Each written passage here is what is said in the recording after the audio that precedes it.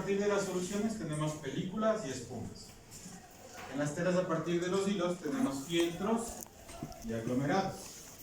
En las telas a partir de los hilos nosotros tenemos los que ya conocemos, que son tejido plano, tejido de punto. A eso se aumentan trencillas y encajes. Luego tenemos las telas compuestas, donde tenemos de tres tipos: flocadas, laminadas y tufas. También tenemos tela espuma fibra, que esa no, nosotros no vemos. Luego tenemos telas con componentes múltiples, en donde encontramos a los laminados y acolchados. Ya vamos a ir detallando cada una de estas telas. Sí, pero en todas estas categorías y subcategorías que nosotros vemos aquí, en todas esas podemos ubicar todas las telas que nosotros trabajamos. ¿Ok? Entonces, ahora vamos a continuar. Al hablar de las telas a partir de las soluciones, nosotros indicamos que son telas producidas, o también se las conoce como telas semilíquidas, ¿sí?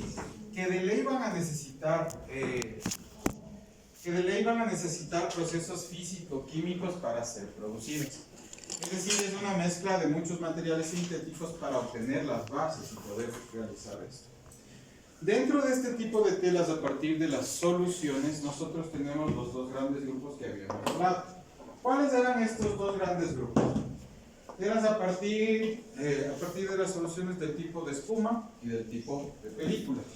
Para las telas a partir de las películas o del tipo película, son telas semilíquidas, ¿sí? Que de ley necesitan una base para solidificarse. El principal ejemplo, el principal exponente de este tipo de telas es la cuerina. ¿Sí? ¿Sí han visto la cuerina? ¿Todos han visto la cuerina? ¿Cómo es la cuerina? Explíquenme. Como tiene un pelo.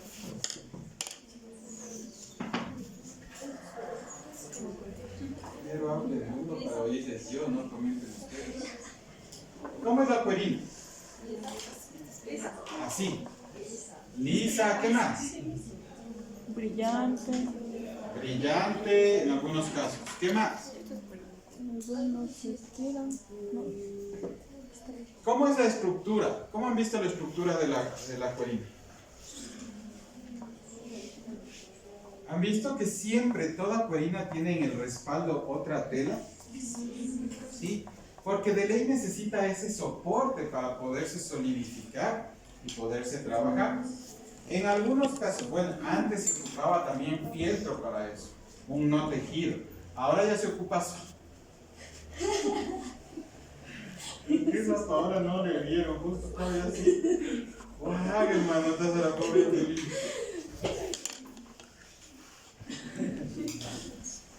Bueno, entonces, de ley necesitamos esto. Sí, todas las imitaciones de piel pasan a ser parte de las telas a partir de las películas. Ok. Aquí tenemos un ejemplo de cómo se podría ver también este tipo de rollos. Aquí en el Ecuador hay alguna fábrica que desarrolle este tipo de tela. ¿Sí o no? ¿No conocen ninguna? Pues sí, en Cuenca, del grupo Gerardo Ortiz, es la principal fábrica que produce cuerina acá en el Ecuador. Gerardo Ortiz. Importa un montón también, pero sí la produce. Y luego, el otro tipo de telas de esta categoría están las espumas. Las espumas, que su principal componente es el poliuretano, ¿sí? Al cual se le inyecta aire para que empiece a expandirse. ¿Sí? Ustedes de niñas y de niños jugaban con los vasitos con agua y jabón y un sorbete. ¿Cómo jugaban? Cuéntenme. Soplando. ¿Qué pasaba cuando soplaba mayonesa? Se hacía burbujitas, ¿no es cierto? Lo mismo pasa acá. Le pongo en esa solución, inyecto aire y las burbujas lo que hacen es expandirse para formar las espumas. ¿Sí? Ahora, no es que solo poliuretano, sino hay otros compuestos más para ir obteniendo las diferentes densidades de espumas o esponjas que conocemos.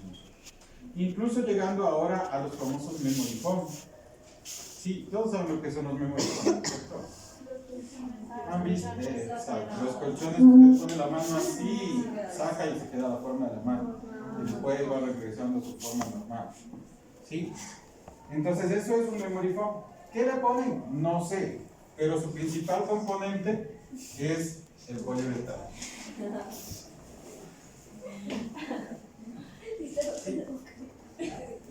Entonces aquí tenemos todas las espumas de todas las densidades. ¿Se puede aplicar esto en la industria? ¿Cómo? En las sombreras. ¿Solo en las sombreras?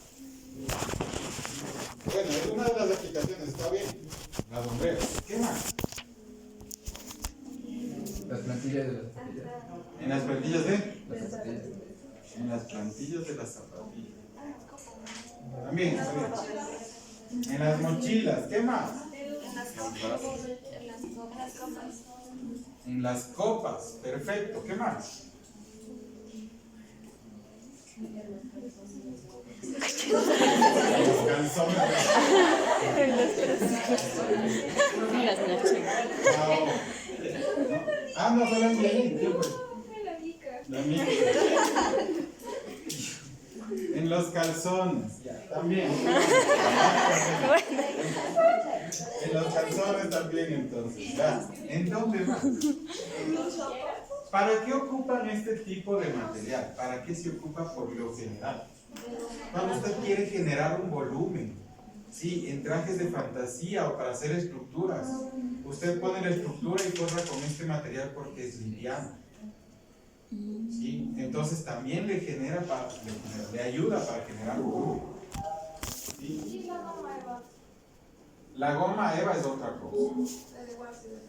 También, claro que sí. La goma eva eso sí es un fundido de caucho, es un derivado de los cauchos. Entonces no es el mismo proceso, por eso no está acá, pero es un derivado de los cauchos que se le mete presión y temperatura para producir y que quede suavito y todo. Se trabaja con DOT, que es un plastificante, para obtener las diferentes composiciones. ¿Ah? ¿Sí? Entonces también nos sirve mucho para la amortiguación de golpes.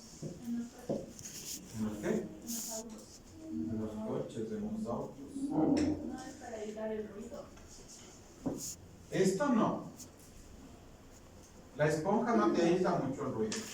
Si quieres aislar ruido, preferible un fieltro. Eso te aísla más el ruido. Esto para golpe. O sea, sobre todo para golpes, para generar mayor confort, para generar volumen. ¿En dónde era? Ahí. Sí, para generar mayor volumen en las estructuras de los vestidos. De las noches.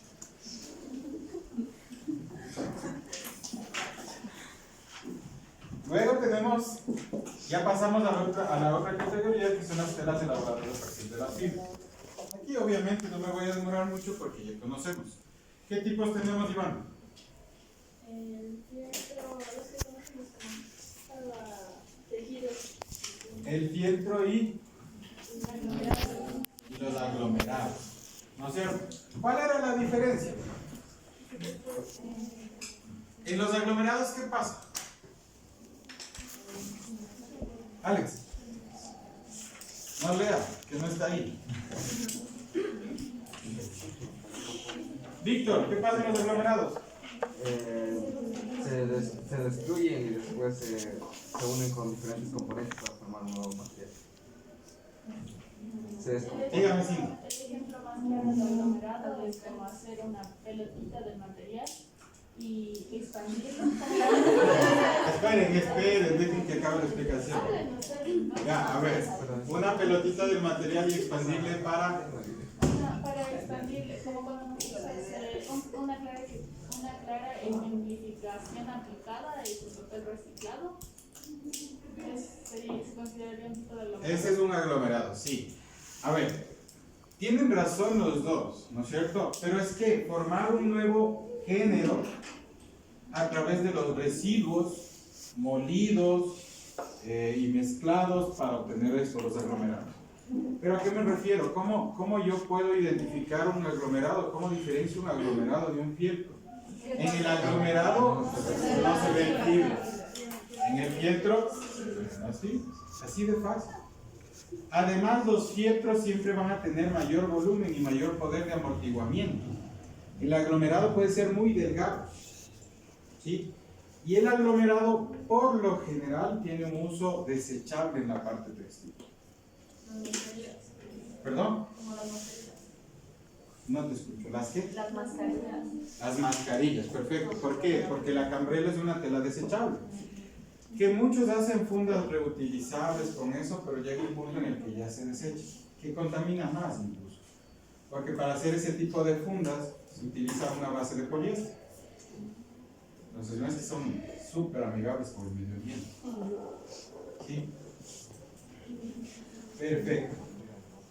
Entonces, en todo lo que ustedes quieran pueden agregar este tipo de material. En los no lo escuché, de curso. Está súper gracioso porque no lo escucharon. ¿Qué dijo? ¿Vanessa fue? No. A ver, dígame. Es que ahí está la imagen. Sí, tengo la chicha. Y pensé, Eso les iba a explicar. Yo encontré esa foto y me llamó mucho la atención. Me llamó a nosotros también. Porque al leer la descripción de la foto decía que en todos los spas de Colombia utilizan este tipo de material. No solo para broncearse, es en todos los spas. Usted va a un spa y no le dicen que usted lleve un terno de baño o algo de eso. Ellos le dan su kit para que usted, el momento que acabe su sesión de spa, se saque y se deposite en el basurero. Entonces me llamó mucho la atención por ese lado. Sí, me llamó mucho la atención porque decía, claro, o sea, nos falta mucho la parte creativa como para entender el uso de este tipo de materiales y hacia dónde podemos llegar con este tipo de materiales. Obviamente, con la pandemia este tipo de materiales se acabó a nivel mundial y era muy difícil de conseguir, pues las mascarillas llegaron a costar un ojo de la caja. ¿Se acuerdan cuánto costaba la caja de mascarillas de 50 unidades? No sé, eso la contaba. No. Más. Verás, sí, costaban entre 8 y 10 dólares la caja de mascarillas desechables. Sí. Ahora, dólares. Aquí les dicen utilice, tienen guardada en el bolsillo, saquen así 2 semanas. Ven así, no sé, se ve medio sucio en el blanco, le doy la vuelta. Así somos. Sí, solo cuando viene el profe Wilman a decir y las mascarillas, ese rato todos. ¿Sí o no? Pero bueno, o sea, es porque, y yo creo que podríamos darle un montón de usos a esta parte, un montón de usos. Dentro de la industria ha variado esto para poder conseguir lo que yo les recomiendo y ustedes están utilizando mucho en este semestre. Los famosos pelones. Tengo una pregunta. Si está hecho a base de cambrela, ¿cómo se hace ¿Cómo genera el filtro? el filtro para el... Se supone que las mascarillas que deberíamos utilizar están hechas de 3 capas. ¿Sí? La una capa que es tiene un espacio interfibrilar muy pequeño. En la capa del medio tiene una capa hecha para filtrar justamente ese tipo de partículas. Y tiene la otra capa que va a la parte interna. En la capa externa también tiene ciertas fibras de cobre. Y eso es lo que hace que las mascarillas filtren ese tipo de virus. Acá nosotros nos inventamos el agua tibia con las mascarillas. Tela antifluido, mascarilla. No funcionaba. Ustedes ahora saben. Por aquí tenía un marcador que me estaba ajustando. Tenía un marcador. Pero es de fisiología.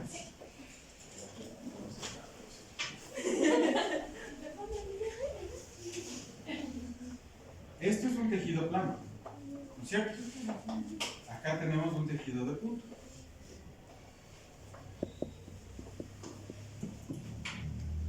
¿Qué ven ustedes en Y acá nosotros tenemos un tejido. ¿Cuál es la diferencia entre esto y esto? Los espacios. Los espacios. ¿Cuál tiene más espacio?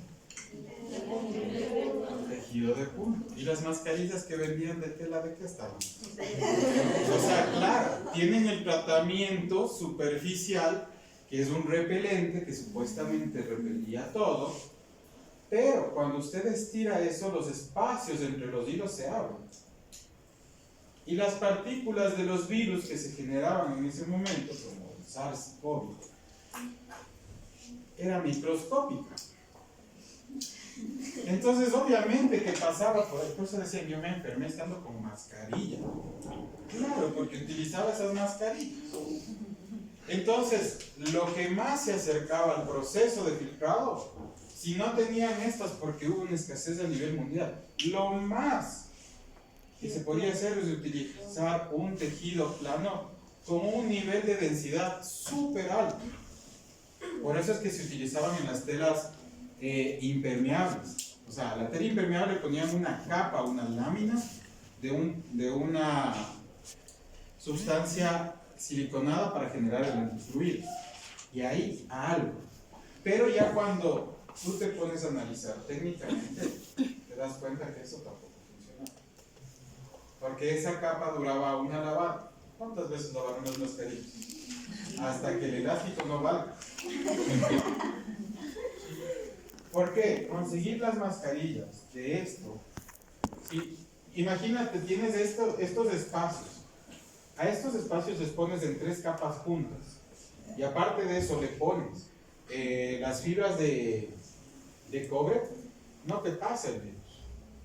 Por eso decían que estas tenían una efectividad del 90 al 95%. Esto era generar un cultivo, igual que esto. No te protegía, te enfermaba más. Lo único que hacía era quitarte el oxígeno para que puedas respirar. Incluso en las mascarillas que se utilizan ahorita.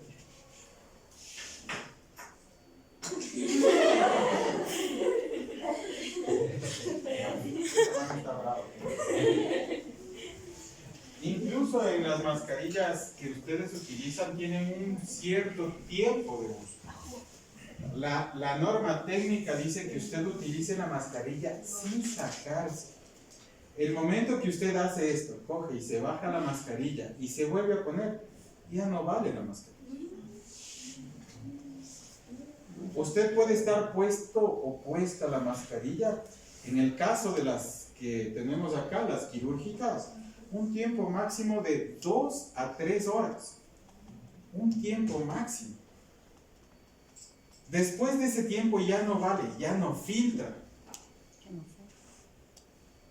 Después de ese tiempo ya los microorganismos buscan por dónde pasar, es que ya no le filtra nada. Entonces, ¿realmente las mascarillas eran una medida de prevención? Sí.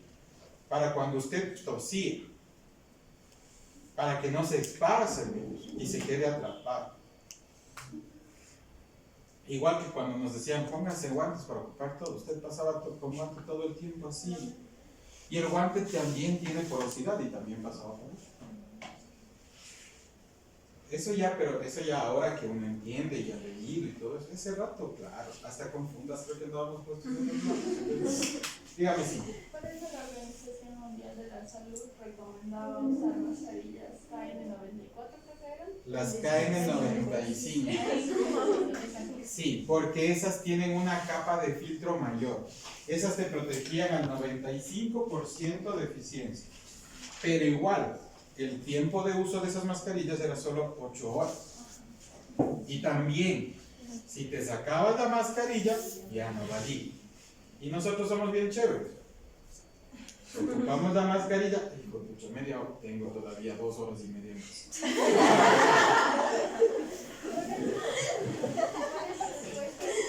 Por eso mismo decía que cuando ya habían hecho varias investigaciones respecto a cómo probaba el SARS-CoV y cómo se incrustaba el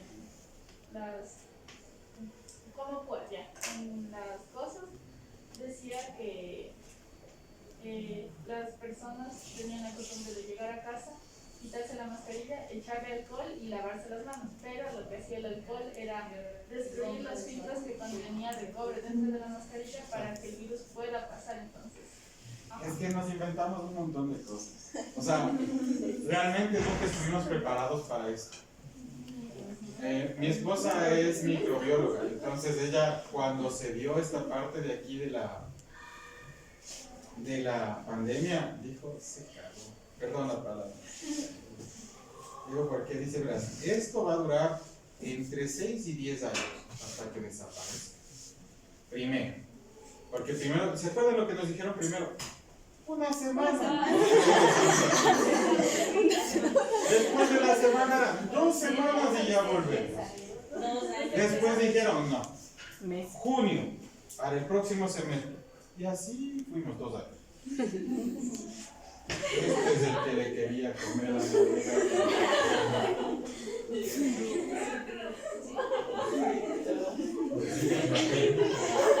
Gracias. Yo la Pau le iba a embellecer la raíz. Y pasó 2 años. Y luego me dijo, pero estamos ocupando mal las mascarillas. O sea, no te sirve como estamos ocupando las mascarillas. Y claro, luego eso ya se fue comprobando. Pero para yo explicarles esto, sí he leído bastante. Lo que dice la Cindy también. Hubieron un montón de artículos relacionados con el COVID que decían que nosotros mismos fuimos los culpables de propagar a tal forma el COVID. ¿Por qué? Porque claro, cuando tú no sabes, utilizabas las manos y tú haces esto con las manos. Pues te metes a los bolsillos. Y en los bolsillos se empezaban a reproducir también los virus. Porque los virus y las bacterias se producen cuando tú tienes humedad y obscuridad. Y aparte de eso, temperatura. Empieza a generarse mucho más. En la tela podrían sobrevivir cierto tiempo. Entonces, las mangas, los puños de las mangas, las corbatas, los bolsillos eran puntos de aglomeración de los virus. ¿Qué llegábamos a hacer? Al inicio sí era la moda, ¿no? Tú llegabas a la casa, te sacabas poco más, entrabas en ropa interior y entrabas así. Y la ropa interior ahí. Luego ya como que nos acostumbramos y decías, no, paso directo al cuarto de lavado, no se nota y ya. Y ahí te empezabas a sacar. Cuando tú te sacas la ropa, estás manipulando con las manos. Y eso también generaba contagios. Entonces, una de las principales o uno de los principales problemas era utilizar los trajes, entre paréntesis y comillas, de bioseguridad, que en realidad solo eran repelentes. ¿Qué hacía con eso? Se cogía, se sacaba y decía así, con todo el cuidado del mundo, hasta puesto los guantes, le ponía así en la puerta. Y ahí se iba ahí. Y al otro día ocupaba el mismo. Sí. Entonces, ¿qué es lo que estábamos haciendo? Perdón, un segundito.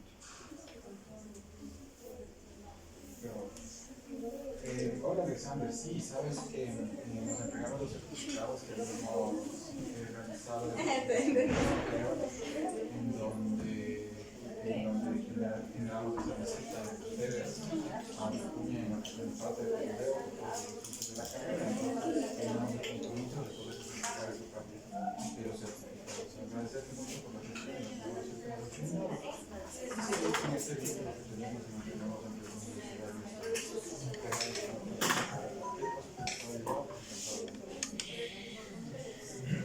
Ya. Entonces, este tipo de telas incomodan por esas cosas. Ahorita, por el poder de filtración, por eso es que se utilizan los trajes quirúrgicos de este material. O sea, no es solo el traje ese verde con la gorrita que entran los doctores a operar. Aparte de eso, se ponen las batas descartables. Y eso es lo que ellos desechan después de cada operación. Y esos trajecitos verdes son hechos en algodón. ¿Por qué?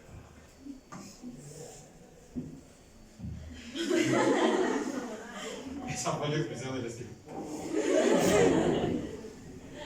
¿Por qué? Porque el algodón es resistente a altas temperaturas. Y para desinfectar esos trajes se meten en unas máquinas que se llaman autoclaves. Y los autoclaves lo que hacen es subir la temperatura. La Dani también sabe, ella sabe de esas cosas.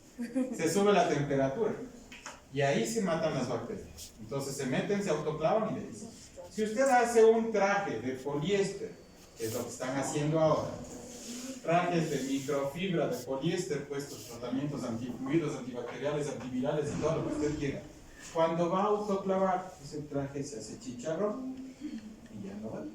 ¿Por qué? Porque es termoplástico. Entonces, hasta para hacer eso es necesario determinar qué tela hago, en qué tejido y qué fibra debo ocupar. ¿Qué hacemos acá en el Ecuador? ¿Analizamos eso? Lo más barato. Por eso es que yo les digo y hago mucho énfasis en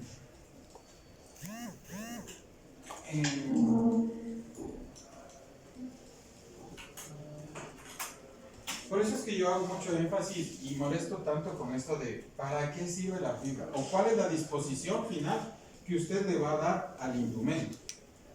Porque se contacta todo, o sea, se conecta todo es necesario. O sea, yo tengo que saber qué fibra recomiendo a mi cliente para que mi cliente esté satisfecho. ¿Qué tipo de tejido de acuerdo a la función? O sea, no es coger y decir, ah, sí, porque ese me dijo el profe. Es un análisis de todas esas cosas. Sí, también se van a hablar de todo y después me falta tiempo. Bueno, luego seguimos con los fieltros. Que antes este tipo de fieltros se hacían solo con fibra natural, con pelos de animales, porque es con lo que se recomienda trabajar los fieltros. Ahora los fieltros ya se hacen con fibras sintéticas. ¿Sí? Pueden ser acrílicas o de poliéster. ¿Sí? Los fieltros que se hacen con fibras acrílicas y de poliéster, con material sintético, se trabaja sobre todo con agujas. Se hace la tela y luego entran unas agujas que van rompiendo y van formando el fieltro.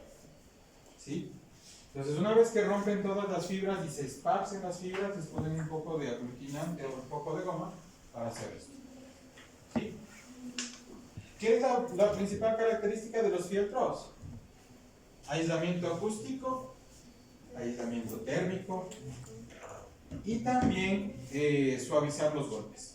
Los fieltros se ocupan mucho a nivel industrial para que no suenen los golpes que se realizan, por ejemplo, en las máquinas. ¿Sí? Y a nivel de la parte de indumentaria, ahora se está aplicando mucho más en indumentaria. Antes se aplicaba... Antes tener un abrigo hecho de fieltro era un lujo. Ahora, peor todavía, ahora ya no hace. ¿Sí? Ni los sombreros están haciendo ahora ya de fieltro, de lana. ¿Sí? Si no hacen con fieltro ya sintético. Entonces, obviamente, nosotros mismos no manejamos la parte de la contaminación al ocupar todo eso. Así que, ¿quién era amigable aquí con el medio ambiente?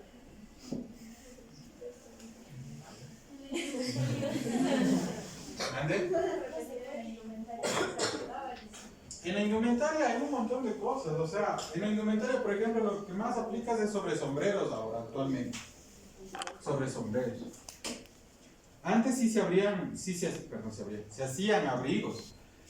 Algunos de los anacos antiguos eran hechos de piel. Sí, y por ahí yo vi un anaco, pero hace unos 10 años vi un anaco hecho de piel. No puesto, sino ya solo exhibido. Carísimo, pesado, como ustedes no se imaginan. El paño es... El paño actual ya no es hecho de fieltro. Ya no es un fieltro. El paño actual es una tela de poliéster perchada. ¿Por qué es caro el fieltro? ¿Por qué qué? ¿Por qué es caro el fieltro? Porque es hecho de lana. Ah, ¿verdad? Y el proceso es que necesitas un montonzazo de lana para hacer ese pedazo de fieltro. Porque lo que nosotros hicimos eso, no hicimos fieltro como ustedes. Pero bueno, el proceso que se utiliza para hacer el fieltro es súper largo, sacadísimo la madre. porque tú tienes que amasar para poder juntar las fibras. Además, para obtener la densidad y que quede estable, debes poner un montón de pelo de lana. ¿Cuál es el problema con el fieltro hecho de pelos animales? Cuando se moja el perro, ¿a qué huele? ¿Les gusta? Imagínense un abrigo, un sobre todo de fieltro de lana, que les caiga unas 4 o 5 gotas de agua. ¿A qué va a oler usted? A 5 cuadras de van a oler. Vamos, dale. Imagínese usted llegando 4 o 5 cuadras, ya le huelen que está viniendo con abrigo. Antes, los ternos se hacían con lana, los casimires de los ternos. Si usted le pregunta a su abuelito, antes de esos ternos no les pasaba nada, pero olían bien. Bueno, pasemos al otro grupo, que son las telas elaboradas a partir de los hilos. Dentro de estas telas elaboradas a partir de los hilos, no nos vamos a demorar tanto en las dos primeras, que son el tejido de punto y el tejido plano. ¿Cuáles eran las características de cada uno? Ya hemos explicado. Pero la principal, el tejido de punto, ¿cómo se hace, Emi? ¿Qué es el tejido de punto?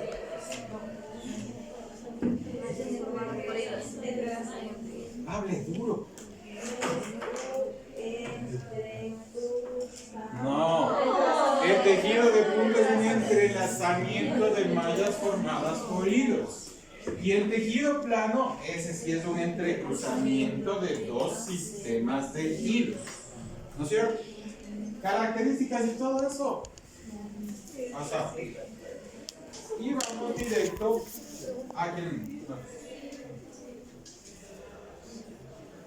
¿Ya? ¿Puedo continuar? Sí.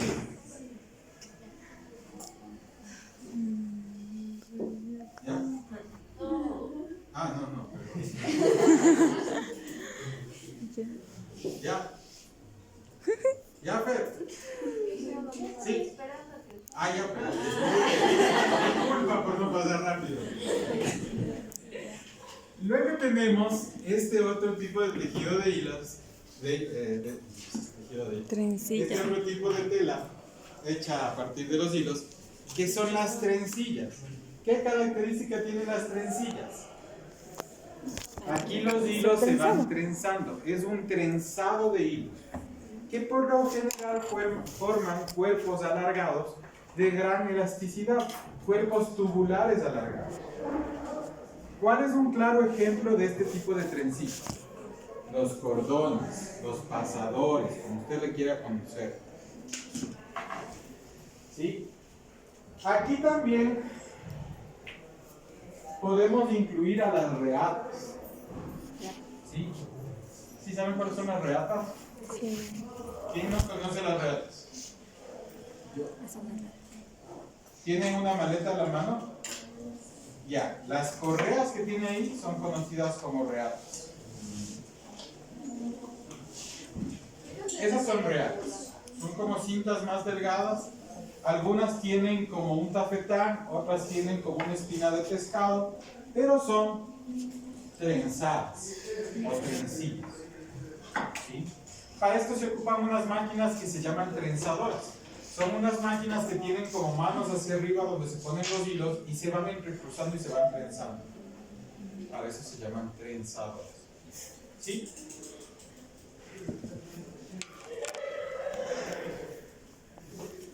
Y finalmente tenemos los encajes.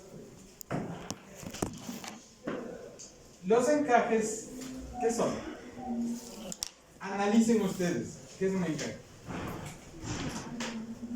Sí, le es.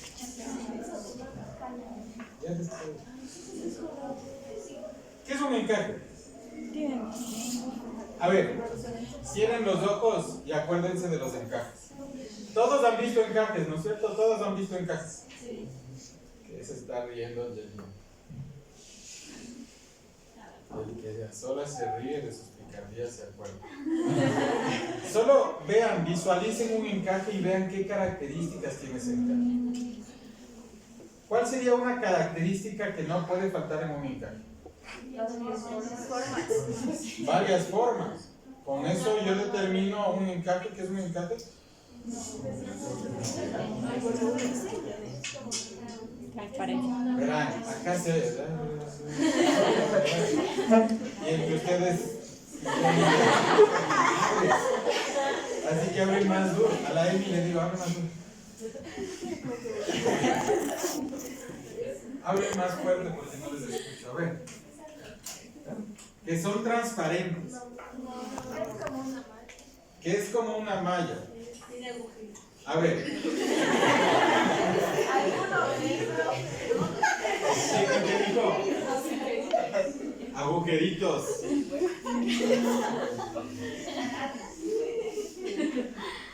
A ver, primero, una malla, pues, ¿hay telas que sean como malla? Sí, ¿no es cierto? Entonces es una característica única del encaje. Que tenga agujeritos tampoco es una característica única del encaje. ¿Cuál era lo que me decías de mí? Es transparente, igual no es una característica única del encaje. ¿Cuál es una característica única del encaje? Que no puede faltar en un encaje. Las formas. ¿Qué formas?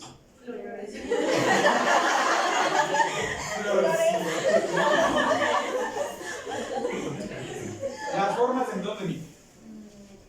En todo el encaje, el diseño. En unas partes. Según cómo se vaya tejiendo el encaje. Según cómo se vaya tejiendo, más o menos.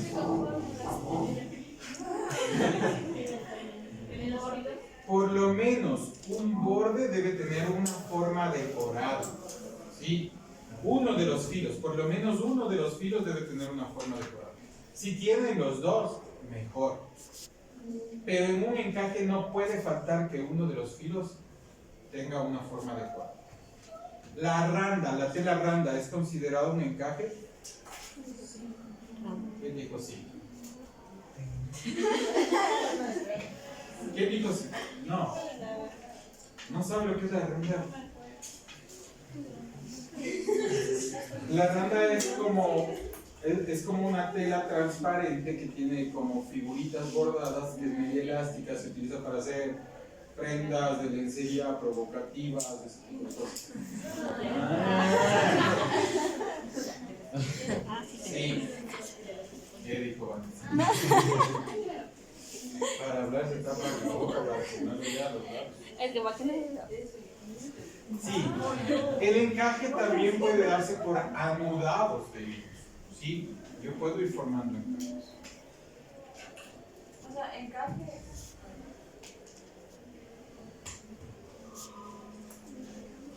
Encaje no sería el textil, sino la forma en la que está hecho el textil. No, es el textil. Pero el textil debe tener, en un filo, por lo menos debe tener la decoración. ¿Y cómo hay anudados también puede ser encaje? Porque se van anudando. O sea, es que para eso es la forma de construcción del encaje. En este caso, los encajes se van como anudando para formar el diseño del encaje. ¿Sí?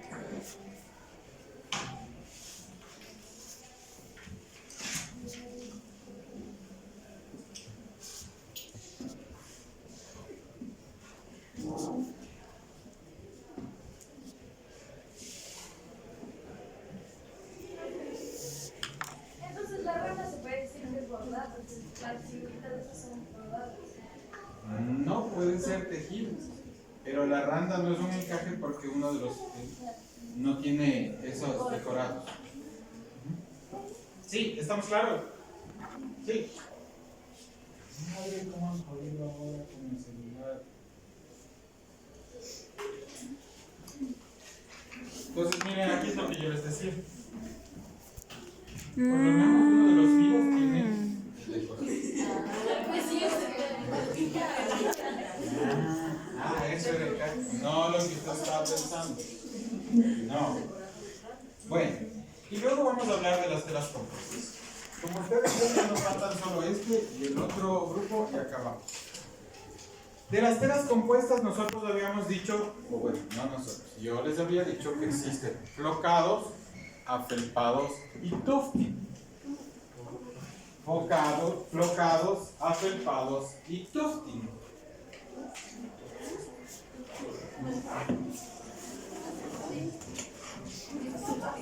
Flocados, afelpados y tufting. T-U-F-F-T-I-N-T.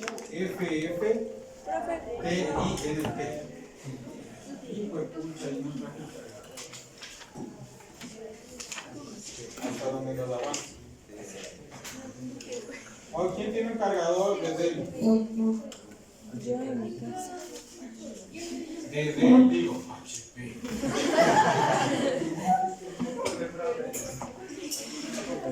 Digo, ¿quién tiene cargador desde el? Usted que necesita. Ya ahora sí, ya acabamos la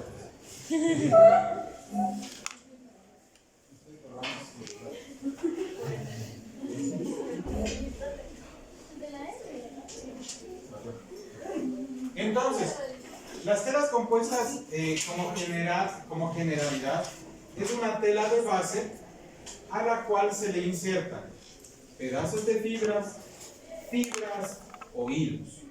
¿Sí? Si yo le inserto pedacitos de fibras o fibra molida, es un tejido flocado.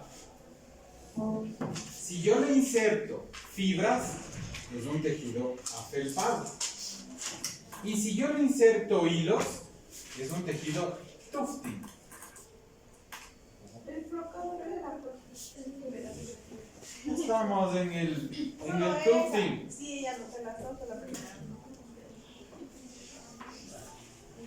A ver, ¿estamos claros? ¿Sí? Otra Tengo vez. una tela base. ¿Sí? Tengo una tela base. Y en esa tela base, si yo muelo pedacitos de fibra, o trituro, o corto, lo que quieran, y le pongo encima de esa tela base, a través de distintos métodos, esa tela va a ser una tela flocada.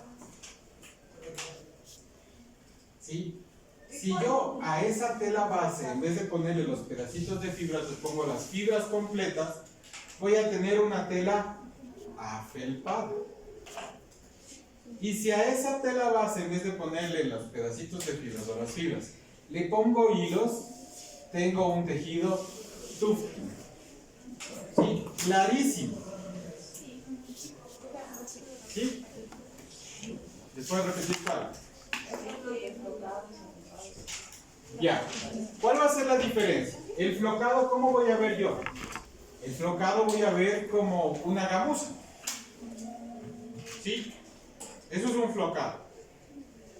Como una gamuza. Un afelpado, ¿cómo voy a ver un afelpado? ¿Cómo es la tela de felpa? Como lo que tiene en el cuello la M. Eso es un afelpado. ¿Sí? ¿Sí? Y un tufting, como las alfombras que hay ahora con muchos diseñitos así de colores. Para eso se utiliza una pistola que se va haciendo, que va insertando los hilos. No te va a disparar. No. Sí, ya les voy a poner un video para que vean cómo se hace. ¿Cómo se ponen estas fibras, estos pedazos de fibras, estos hilos? Por diferentes métodos. Puede ser por adhesivos, puede ser por métodos mecánicos, puede ser por métodos físicos, puede ser por introducir a través de unas agujas los hilos. También hay varios métodos. No me interesa el método, me interesa el resultado. ¿De acuerdo? ¿Sí? ¿Estamos claros?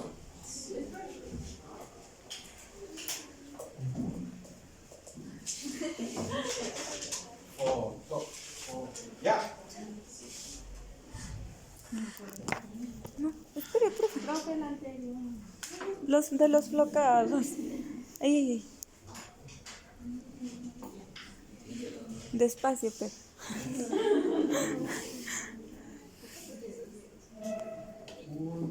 Ya.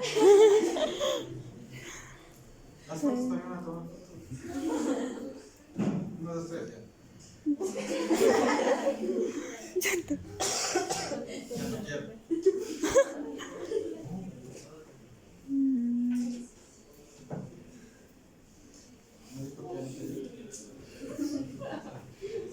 Chao. Ay, yo estoy tomando fotos. De las componentes. Al final les paso el video del tejido tóxico, que es súper interesante.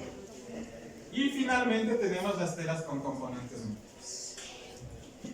¿Cómo se conforman estas telas con componentes múltiples? Es como hacer un sándwich. ¿Qué tenemos nosotros en el sándwich? Pan.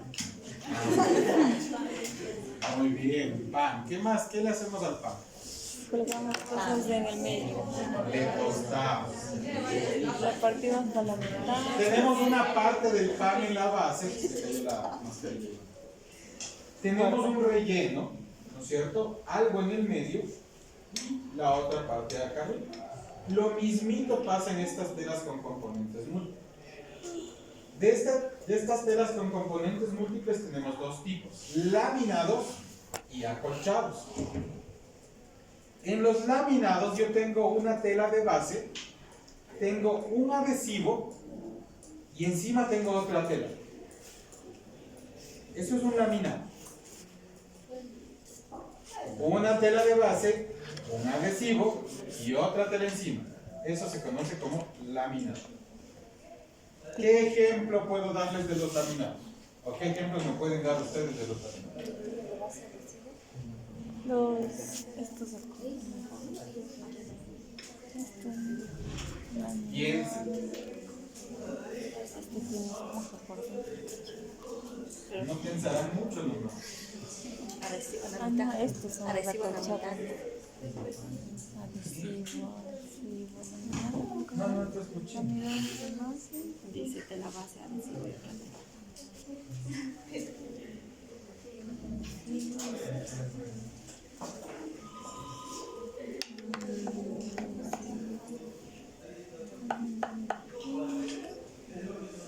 ¿Qué fue un ejemplo de laminados? Piensen en todo su repertorio analítico, en todo su repertorio de imágenes en la cabeza. Un laminado, tenemos una tela base, un adhesivo en el medio y otra tela encima. Tal vez en el cuello, porque va la base, el pelón y No, porque no estás formando una tela. Aquí formas tela, no formas un producto. Ahí ya estás teniendo un producto que es cuello. Hay un tipo de tela, creo que es para sofá, que es la tela con el diseño y tiene atrás otra cosa que es como red, que hace que la tela sea más cool. No, porque ese es un tratamiento de ponerle PVC en la parte de atrás para que aguante más la alfombra o la tela.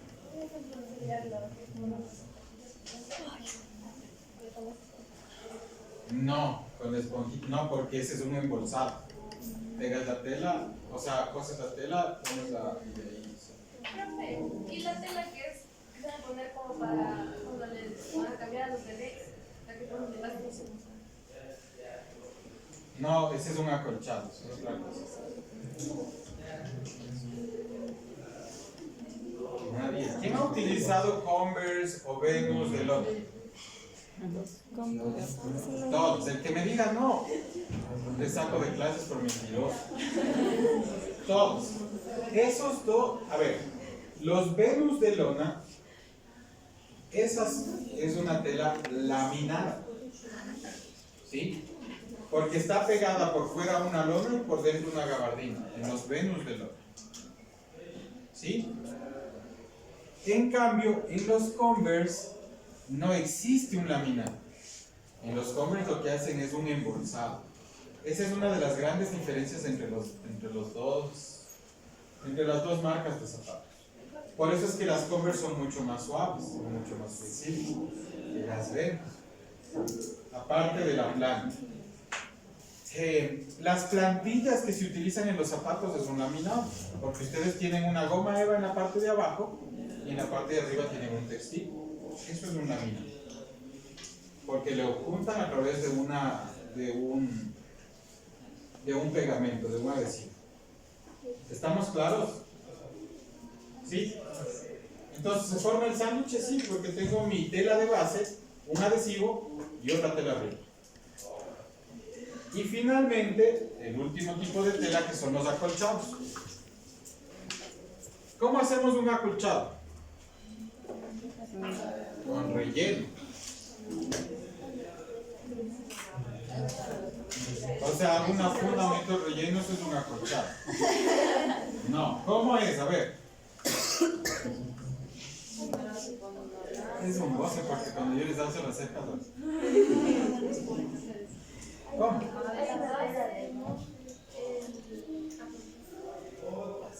Una base. Ya. No. Tenemos una tela base, un material de relleno que puede ser plumón. Y luego tenemos otra tela encima. ¿Cuál es la característica del acolchado? Que todo esto se junta a través de una postura. Sí, debe ser unido a través de una postura. Algunos sí, otros no. ¿Los qué?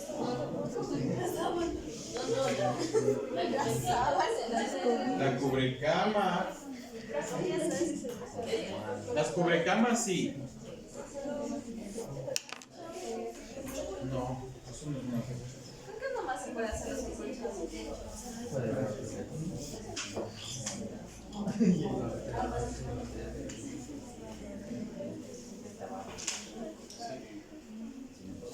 ¿Estamos claros? Ahí sí va lo de sexy. Ahí sí va lo del poder. Un aplauso a la Dani. Dígame, Mica. ¿Con qué materiales nomás se puede hacer un acolchado? Y hay el otro que es como plumón, este que viene así como... Hay con muchos materiales con los que puedes trabajar. Puedes trabajar con el plumón que conocemos, el plumón sintético. Puedes trabajar con pluma animal también natural. Puedes trabajar con lo que se te ocurra. Antes metían algodón con paja para acolchar algunas cosas. Para rellenar colchones hacían con eso y luego, como no tenían una máquina acolchadora, lo que hacían era sujetar con unos como botones para que no se salga todo el relleno. O sea, los colchones vienen laminados. Depende del colchón, puede ser que sí. No. El laminado es una tela, un adhesivo y otra tela. El acolchado sí. La tela que va en la parte de arriba de la mayoría de colchones es un acolchado. ¿Sí? ¿Estamos claros? ¿Preguntas, dudas, inquietudes? Dígame. Las chicas son impermeables como es un acolchado. Obvio. Tienes una tela, un relleno, otra tela y todos se juntan con costuras. ¿Sí? ¿Claros? ¿Dudas? Dígame, Fer. Profe, una pregunta. Cuando rellenan las plumas con lo que dijo con las plumas animales, ¿con qué tipo de plumas? Porque yo tengo una chompa que, o sea, usted como que le presiona y salen las plumas. ¿Con qué rellenan? ¿Cuáles son las plumas? Las plumas que se recogen o se recolectan para eso son plumas de pato o de ganso, pero son bebés. Esperen. No es que cogen el patito y le cagan. No.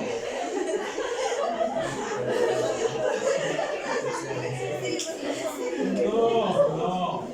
Es de las plumas que cuando recién nacen se ponen en la parte de abajo para ir recolectando.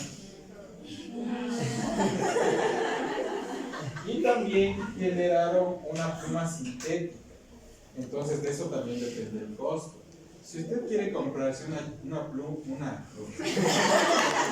chompa que sea elaborada con plumón natural, bajo, arriba de los $250. Así como quien nada dice. Y peor, solo un cobertor hecho con pluma de ganso cuesta $280, el más económico. No hay de gallina. Claro que eso le aísla el frío, pero es espectacular, realmente espectacular. Una sola vez pude cobijarme con una de esas dos. Espectacular. Creo que se me echó desde ahí del pie hinchado yo. Genial, o sea, realmente genial. Realmente genial. Sí, es buenísimo. Comodísimo, dije. Ah. Sí, es súper bien. Las almohadas de plumón por eso son caras. Del plumón. Las almohadas de plumón sé, unos 80, 90 dólares cada, ¿no? ¿Cuántas almohadas tiene su casa? En su cama. 4 o 5 en cada cama, imagínense, 5 por 8, 500 dólares solo en almohadas. Listo, hasta aquí les doy clase el día de hoy. De aquí en adelante pues vamos a trabajar ya con el trabajo práctico final.